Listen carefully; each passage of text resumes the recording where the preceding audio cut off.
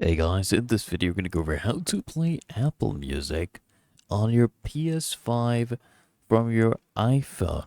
Okay, now let me show you that it's actually possible. As you can see here, you can actually control Apple Music on your PS5 from your iPhone. So you just need to connect the same Apple Music account available on your iOS device with your PS5. So first we need to get Apple Music on your PS5. So on the home screen of the PS5, come here at the top, click on Media, and then select TV and video or all apps and search for, Apple Music.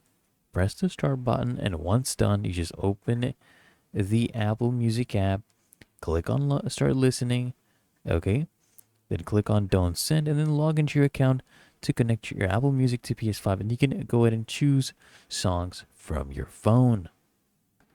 Really that easy and simple, so make sure you smash the like button and subscribe to frequently asked questions.